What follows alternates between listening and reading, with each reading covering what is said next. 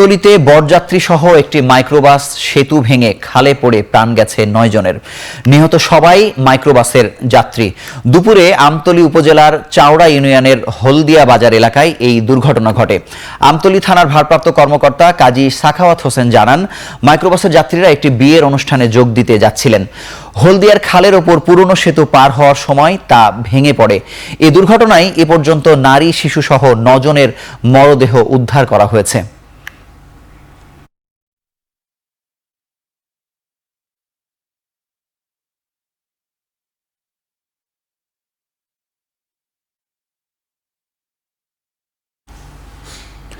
ঘটনাস্থল থেকে সবশেষ খবর জানাতে যুক্ত হচ্ছেন সহকর্মী জিয়াদ মাহবুদ আমাদের সহকর্মী।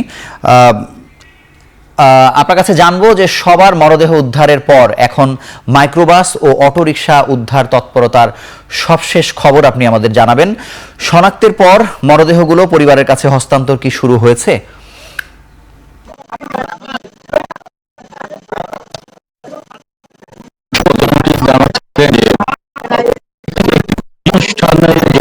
স্বজনরা কিন্তু এসেছিলেন এই খানাখন্দে ভরা রাস্তা পাড়ি দিয়ে, তারা ঠিকই এসেছিলেন, তবে ফিরে গেলেন লাশ হয়ে।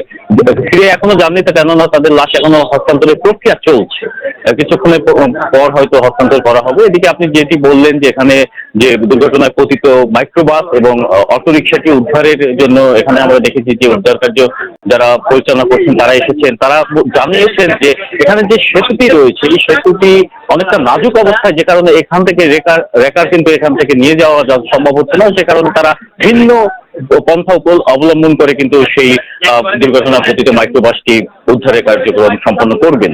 আমাদের সেটি নিশ্চিত করেছেন এখানকার যারা উদ্ধারকর্মী রয়েছেন। এবং আপনাকে জানিয়ে রাখি যে আজ দুপুর 2টার দিকে যাত্রীবাহী মাইক্রোবাসটিতে এই যে হলদিয়া ইউনিয়নের এই সেতুর উপর থেকে পাড়ি দিয়ে আসার সময় দুর্ঘটনা পতিত হয় এবং ধাপে ধাপে কিন্তু এটি প্রায় পানির স্তর থেকে 15 ফিট নিচে তলিয়ে যায়।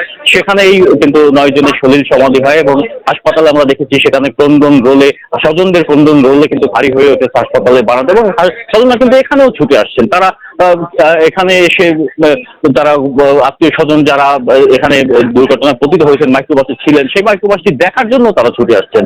একটা করুণ অবস্থা তৈরি হয়েছে এর চারপাশে, এখনো উৎসুক জনতা রয়েছে। তারা অপেক্ষায় আছেন কখন মাইক্রোবাসটি উদ্ধার করা হবে, কখন অটোরিকশাটি উদ্ধার করা হবে। এদিকে যারা উদ্ধার কার্য পরিচালনা করছে যারা এবং এখন পর্যন্ত কোনো নিখোঁজ আর নেই, শুধুমাত্র এখানে দুর্ঘটনার পতিত মাইক্রোবাসটি এবং অটোরিকশাটি হয়েছে। আর যারা স্বজন রয়েছেন তারা জানিয়েছেন যে কিছুক্ষণের মধ্যে হয়তো হস্তান্তরের প্রক্রিয়াটি সম্পন্ন করা হবে। এ ছিল বরগুনা থেকে আমার কাছে সবশেষ। শুভ। ধন্যবাদ জিয়াদ মাহমুদ, আপনি সেখানে থাকবেন, আমরা পরবর্তী খবর আপনার কাছে জানবো। আমাদের সঙ্গে যুক্ত ছিলেন সহকর্মী জিয়াদ মাহমুদ। এবার চট্টগ্রামের খবর। চট্টগ্রামের বালুরঘাটে